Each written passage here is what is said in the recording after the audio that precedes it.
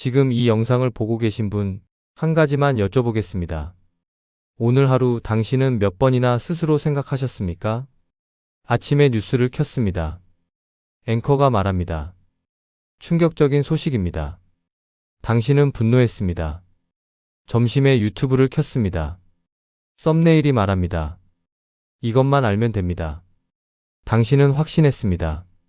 저녁에 카톡 단체방을 봤습니다. 지인이 말합니다. 다들 이렇게 생각해. 당신은 고개를 끄덕였습니다.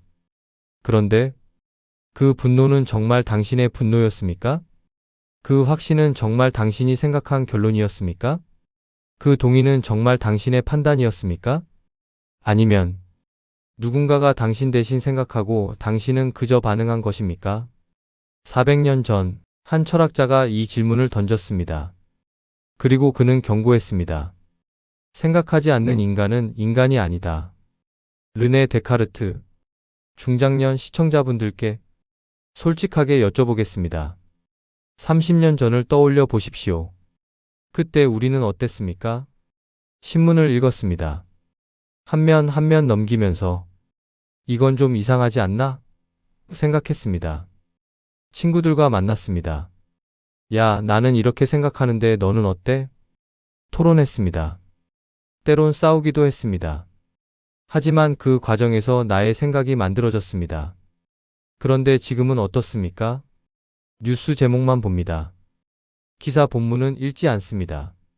제목이 곧 진실이 됩니다. 유튜브 썸네일만 봅니다. 영상은 끝까지 보지 않습니다. 썸네일이 곧 결론이 됩니다. 누가 그러더라가 사실이 됩니다. 생각은 줄었습니다. 반응만 남았습니다. 이게 개인의 문제입니까? 아닙니다. 이건 구조의 문제입니다. 정치인들은 왜 자극적인 말만 할까요? 언론은 왜 분노를 조장할까요? 유튜브 알고리즘은 왜 극단적인 영상만 추천할까요? 이유는 단순합니다. 사람이 생각하기 시작하면 조종이 안 되기 때문입니다. 1637년 프랑스의 한 철학자가 인류 역사상 가장 위험한 문장을 썼습니다. 나는 생각한다. 고로 존재한다. COGITO 어고섬. 왜 이 문장이 위험했을까요? 그 시대를 떠올려 보십시오. 왕이 말하면 진실이었습니다. 교회가 말하면 진리였습니다. 의심은 반역이었습니다. 그런 시대에 데카르트는 모든 것을 의심하라고 말했습니다. 왕의 말도 의심하라. 교회의 가르침도 의심하라. 심지어 내 눈에 보이는 것도 의심하라. 의심할 수 없는 것만이 참이다. 이 말의 의미를 정확히 이해하셔야 합니다. 누군가 확신에 차서 말하면 의심하라. 모두가 같은 말을 하면 의심하라. 분노를 유도하면 의심하라. 공포를 조장하면 의심하라. 이건 100% 확실해라고 말하면 더욱 의심하라.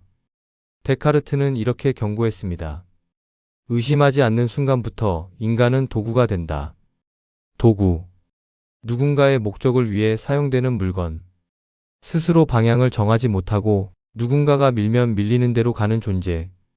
지금 우리가 그렇게 되어가고 있습니다. 중요한 사실 하나. 반드시 기억하셔야 합니다. 전체주의는 총칼로 시작되지 않습니다. 히틀러가 처음부터 총을 들었습니까? 아닙니다. 그는 연설을 했습니다. 스탈린이 처음부터 숙청을 했습니까? 아닙니다. 그는 적을 규정했습니다. 마오쩌둥이 처음부터 문화혁명을 일으켰습니까? 아닙니다. 그는 올바른 생각을 정의했습니다. 전체주의의 시작은 항상 같습니다. 첫 번째 단계. 이건 너무 명확한 사실이야. 의심할 여지가 없어. 두 번째 단계. 다들 이렇게 생각해. 너만 다르게 생각하는 거야. 세 번째 단계. 의심하는 너가 이상해. 뭔가 문제가 있는 거 아니야? 이 순간부터 사회는 세 부류로 나뉩니다. 첫째, 믿는 사람들. 의심 없이 따릅니다. 열광합니다. 전파합니다. 둘째, 침묵하는 사람들. 뭔가 이상하다고 느끼지만 말하지 않습니다. 두렵기 때문입니다. 셋째, 의심하는 소수. 잠깐 이거 좀 이상하지 않아? 말합니다. 그리고 역사는 보여줍니다. 항상 의심하는 소수부터 제거됩니다. 처음엔 조롱으로, 다음엔 배제로, 그 다음엔 침묵 강요로, 마지막엔 물리적 제거로. 데카르트는 이것을 400년 전에 정확히 봤습니다. 지금 우리 사회를 보십시오. 냉정하게 객관적으로 보십시오. 다른 의견을 내면 어떻게 됩니까? 공격받습니다. 질문을 하면 어떻게 됩니까? 적으로 간주됩니다. 중립을 지키면 어떻게 됩니까? 비겁하다고 비난받습니다. 이건 토론 사회가 아닙니다. 이건 군중 사회입니다. 군중의 특징을 아십니까? 군중은 생각하지 않습니다. 군중은 느낍니다. 군중은 반응합니다. 군중은 따릅니다. 군중은 휩쓸립니다. 누가 방향을 제시하면 그냥 따라갑니다. 왜 따라가는지 묻지 않습니다. 어디로 가는지 묻지 않습니다. 옳은지 그른지 묻지 않습니다. 그냥 따라갑니다. 이때 가장 위험한 존재가 뭔지 아십니까? 확신에 참 무능한 사람입니다. 능력은 없습니다. 하지만 확신은 있습니다. 증거는 없습니다. 하지만 열정은 있습니다. 논리는 없습니다. 하지만 분노는 있습니다. 이런 사람이 앞에 서면 군중은 열광합니다. 왜냐하면 생각할 필요가 없기 때문입니다. 이 부분은 듣기 불편하실 수 있습니다. 하지만 반드시 말씀드려야 합니다. 중장년층이 특히 위험합니다. 왜냐하면 우리에겐 경험이 있기 때문입니다. 30년, 40년을 살았습니다. 세상 돌아가는 것 다 압니다. 사람 보는 눈이 있습니다. 내가 틀릴 리 없습니다. 바로 이 확신이 함정입니다. 경험이 많을수록 내가 아는 게 맞다는 확신이 강해집니다. 자존심이 강할수록 내가 틀렸을 리 없다는 믿음이 강해집니다. 살아온 세월이 길수록 지금 와서 내 생각을 바꿀 수 없다는 고집이 강해집니다. 그래서 오히려 의심을 멈추기 쉽습니다. 그리고 유튜브 알고리즘은 바로 이 지점을 파고듭니다. 분노. 알고리즘은 분노를 먹고 자랍니다. 피해의식. 알고리즘은 피해의식을 증폭시킵니다. 억울함. 알고리즘은 억울함을 자극합니다. 이 감정들이 강할수록 사고 능력은 급격히 떨어집니다. 화가 나면 논리가 마비됩니다. 억울하면 판단력이 흐려집니다. 피해의식이 강해지면 모든 것이 적으로 보입니다. 그리고 그 순간 우리는 완벽한 도구가 됩니다. 중요한 말씀드리겠습니다. 우리는 누가 직접 조종하지 않아도 스스로 조종당합니다. 왜냐하면 우리는 보고 싶은 것만 보기 때문입니다. 우리는 듣고 싶은 말만 듣기 때문입니다. 우리는 의심하기가 불편하기 때문입니다. 내가 믿는 것이 틀렸다고 인정하는 것. 이건 자존심 상하는 일입니다. 내가 따르던 사람이 거짓말쟁이였다고 인정하는 것. 이건 굴욕적인 일입니다. 내가 분노했던 대상이 사실 적이 아니었다고 인정하는 것. 이건 부끄러운 일입니다. 그래서 우리는 의심을 피합니다. 데카르트는 이것을 정신의 나태함이라고 불렀습니다. 생각할 수 있는 능력이 있으면서도 생각하지 않기로 선택하는 것. 의심할 수 있는 지능이 있으면서도 의심하지 않기로 선택하는 것. 이것이 인간을 노예로 만든다고 그는 말했습니다. 의심이 사라진 사회의 결말은 역사가 수없이 보여줬습니다. 개인은 사라집니다. 나는 사라지고 우리만 남습니다.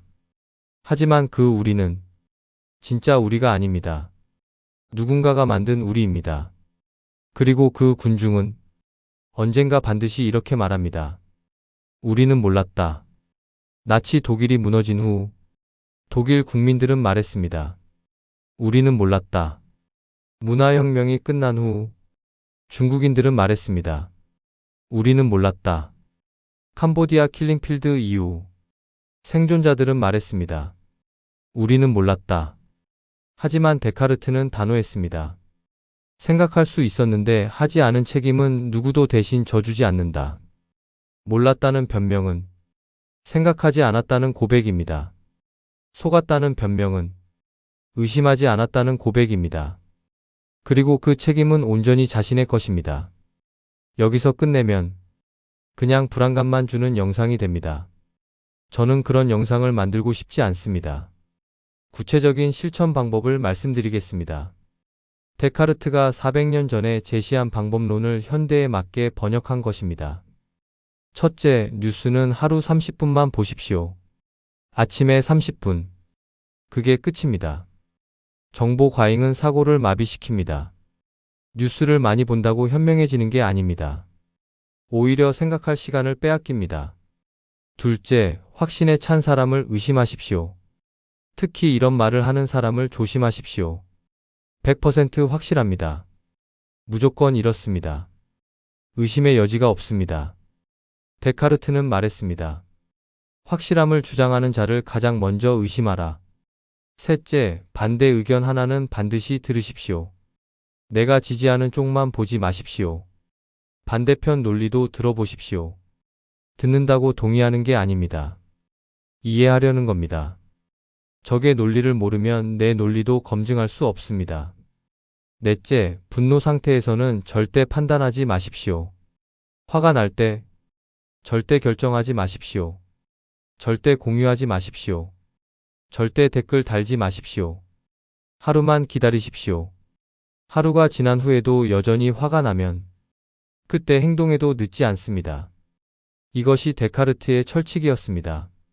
다섯째, 나는 틀릴 수 있다를 항상 전제로 두십시오. 이 한 문장이 당신의 자유를 지켜줍니다. 내가 틀릴 수 있다고 인정하는 순간 다른 의견을 들을 수 있게 됩니다. 내가 속았을 수 있다고 인정하는 순간 진실을 찾을 수 있게 됩니다. 겸손은 약함이 아닙니다. 겸손은 지성의 증거입니다. 데카르트는 400년 전에 이렇게 말했습니다. 나는 생각한다, 고로 존재한다. 하지만 지금 시대에는 이렇게 바꿔야 합니다. 나는 의심한다, 그러므로 나는 아직 자유롭다. 의심을 포기하는 순간 생각이 멈춥니다. 생각이 멈추는 순간 자유가 끝납니다. 자유가 끝나는 순간 당신은 더 이상 당신이 아닙니다. 오늘 하루 한 번이라도 스스로 질문해 보십시오. 이게 정말 내 생각인가? 그 질문 하나가 당신을 자유롭게 만들 것입니다. 당신은 아직 자유로운 인간입니다.